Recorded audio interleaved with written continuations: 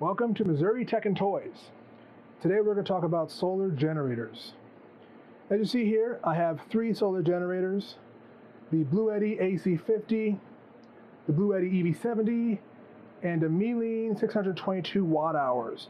Doesn't have a model number, but it's the only one they make.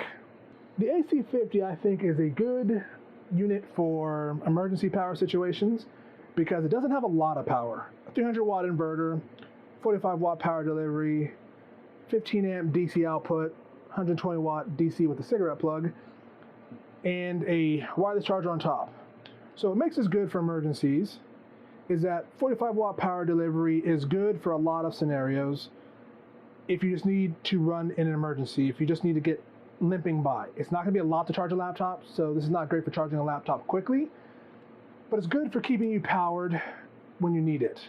Similarly, the 300 watt inverter is not going to run very big things, but it's good for running like a CPAP or a laptop that doesn't have power delivery, maybe even some small appliances, router, and a modem if you don't want to use your phone's internet. This will keep you going.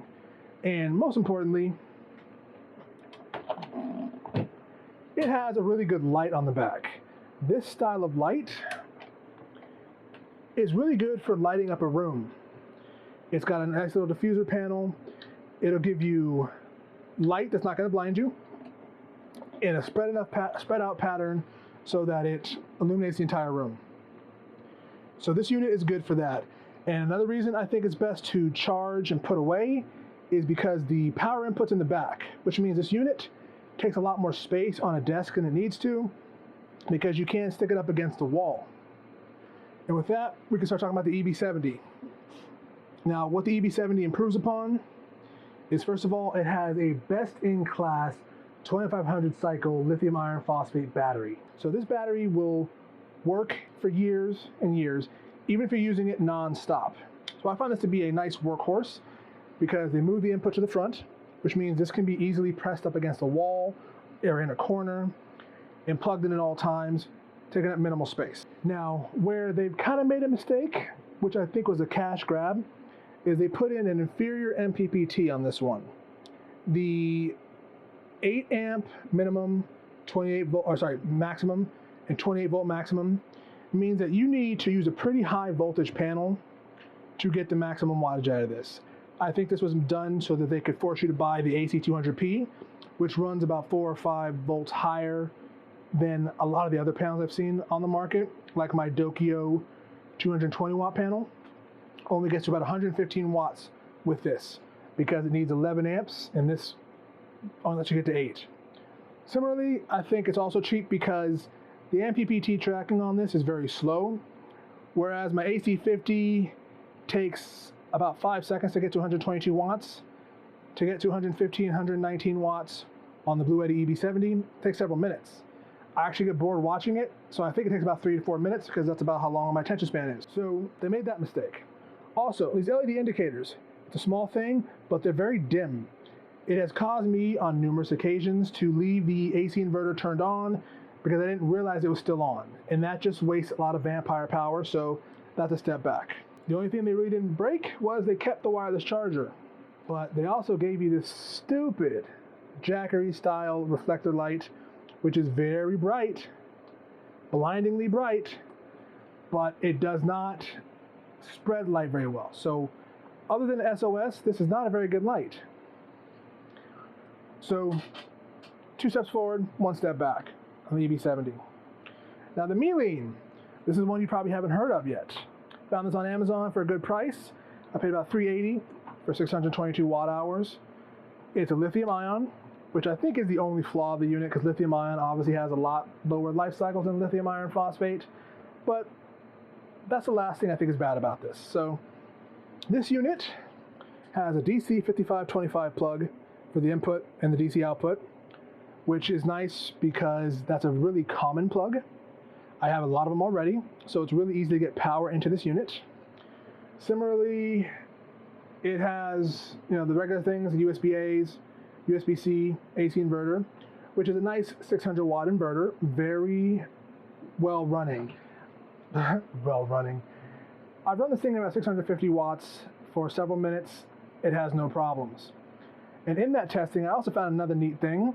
The fan on this is a lot smarter than some of the other fans, it seems. It turns out based on heat, but before that, the second you put a high load on it, I think about 150 watts or more, the fan will immediately kick on, even though the heat is not yet a problem.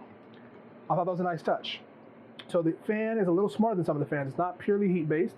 It's heat or load, so anticipated heat. So they get ahead of it, which is always good for longevity.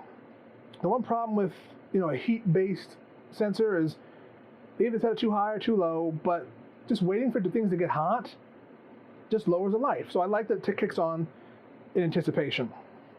Other things I like, the LCD has its own power switch. That's something I haven't seen before. So when I'm running this on a load, I can use this to turn the LCD back on after it automatically turns off, and then it stays on, which is really nice if you want to actually be able to take a glance and look at your power usage. And it has a diffuser on the back, so you get a nice diffuse light. It's got 15 LEDs, no SOS, so that's good for emergency situations. I found that these handles are the most ergonomic. So there's just little handles on the side of the frame with a soft touch rubber or plastic on the inside. Those are the easiest to carry compared to these handles. But here is the showstopper, the thing I was most excited about next to the LCD light.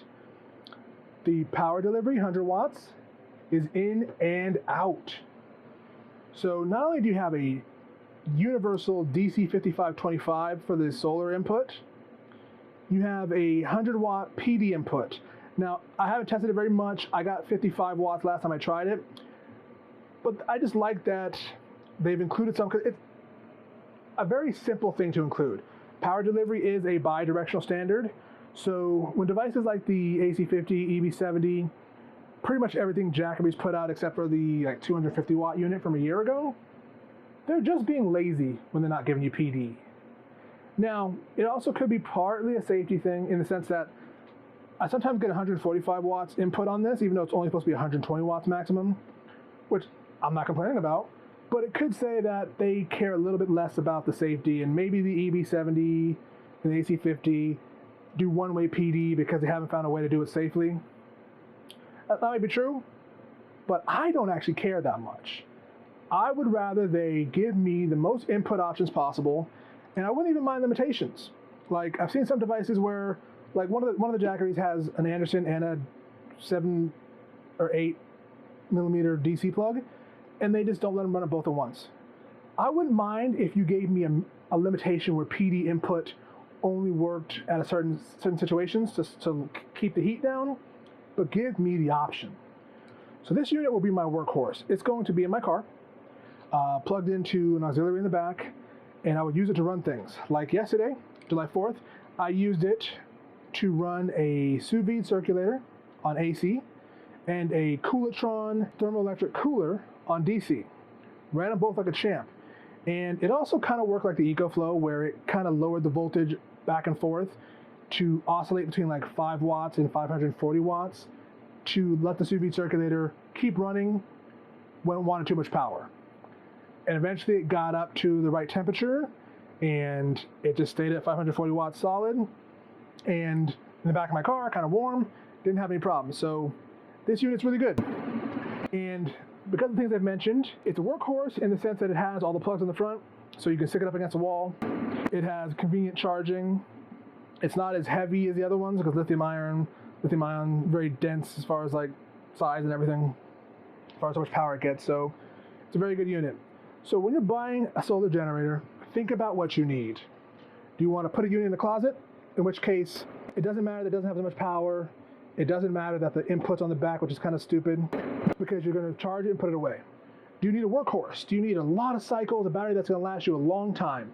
In which case, get an EB70. The inverter kind of sucks. This one does 550 watts before it conks out. This is my second unit. The first one did 350 watts before it conked out. And I talked to Blue Eddy. They went ahead and bought the same heat guns as me and tried them out and told me that the Blue Eddy has a limitation. The overcurrent protection is too aggressive.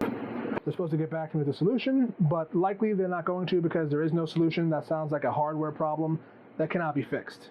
So keep in mind when you're buying one of these things, what the use case is.